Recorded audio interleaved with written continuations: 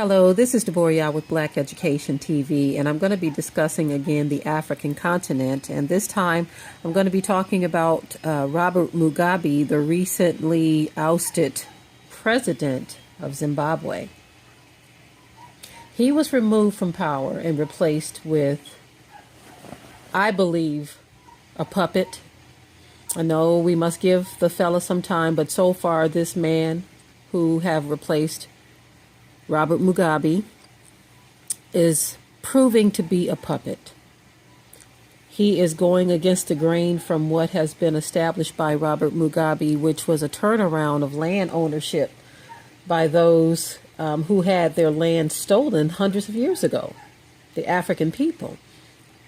I'm going to go ahead and roll this clip real quick, let you see his speech, and then I will be right back. My country is an unflinching advocate for the respect of the sovereignty and independence of countries.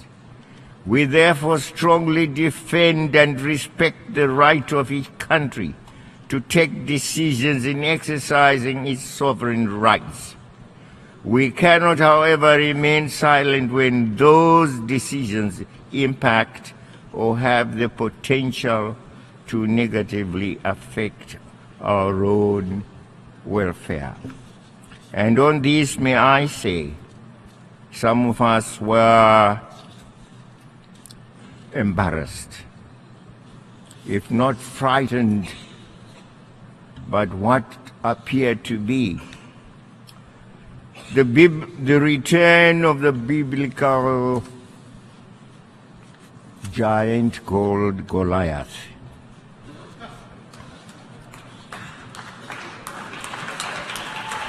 Are we having a return of Goliath to our midst, who threatens the extinction of other countries? And may I say to the United States President, Mr. Trump, please blow your trumpet.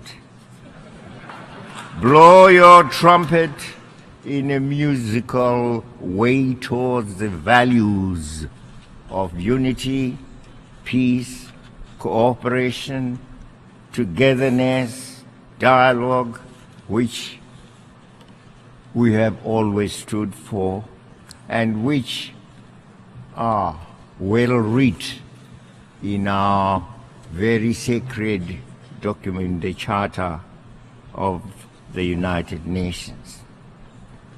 Upon those values,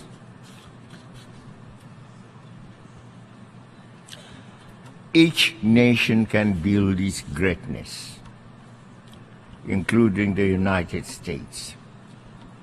And it's the greatness in recognizing those values: unity, peace, cooperation, dialogue, togetherness, that we would want to be guided by the United States and not by the promise of our damnation. Damnation we shall always resist, no matter whence it comes. We have resisted it when it was in the form of imperialism, as we fought for our own independence, our own culture, our own sovereignty to be masters of our own destiny. That's why we call ourselves free today. It is because the monster of imperialism was defeated by us.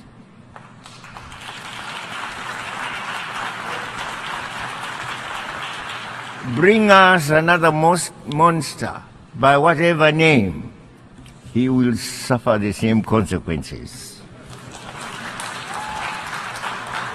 I conclude my remarks. It is worth reminding each other that the world today, by its very interconnectedness, demands more, not less, solidarity, more, not less, cooperation and dialogue, more, not less, multilateralism.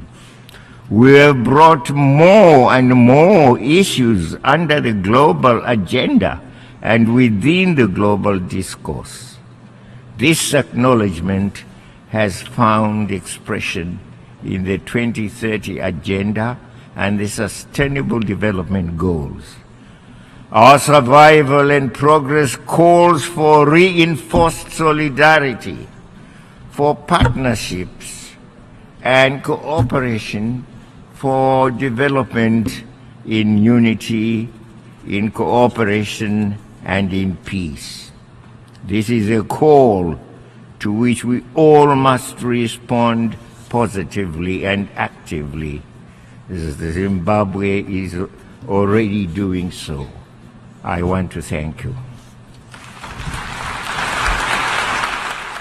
Now, as you see, President Mugabe, he basically, he's saying, look, we're looking for solidarity. This is what we want. We want to be able to play the game fair and right, but we need the rest of the world to do the same thing. And he actually called out Donald Trump and to blow his trumpet is what he said. Now, very shortly after this speech, this man is removed from office. He is removed from office. Like him or not, he had made great progress in terms of returning land to the original owners or inhabitants, should I say, of the land, which were the African people. A lot of the land in Africa over the centuries has been taken. Now, we've used this analogy before, where if someone steals something from you, I'm going to say something valuable. As a matter of fact, I will say, I'll use your home as an example. If someone comes in, kills your whole family, kicks you out of your home, and they move in, and then they move their family in, and then you have other relatives or descendants, should I say, that survived the massacre.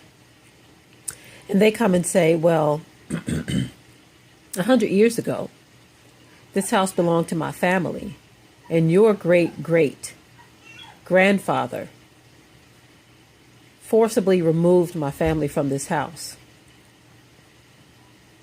And I'm a descendant of the family that you did this to. I want the house back. Should the current residents of that house be allowed to keep that house because they didn't actually steal it? The excuse that has been used is, well, we didn't take the land, our ancestors did. But there's this hypocrisy in the world to where those who stole believe that they should be able to keep the stolen goods and not have to return them. President Mugabe was undoing that injustice or those injustices by returning the land to the people that it should rightfully belong to.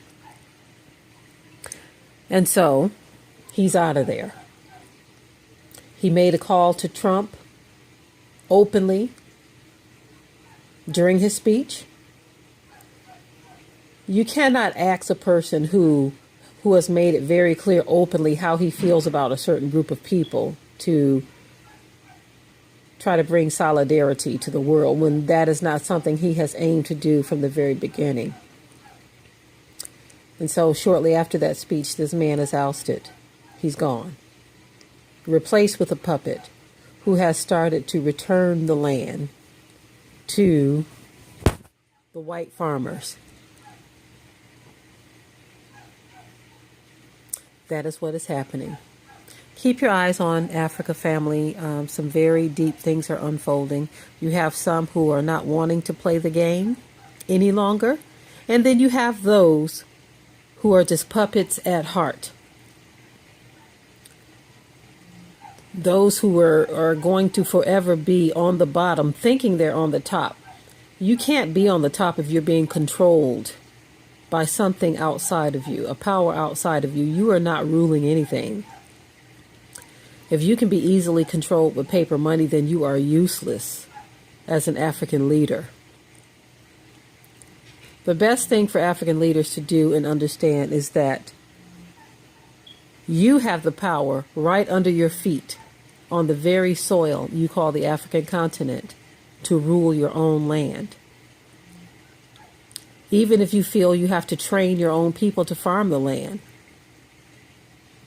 But I think it's idiocy to continue to allow the West to swoop into African countries, take over, extract the wealth, send that wealth out to their own areas, send it back to Europe or to the West in general.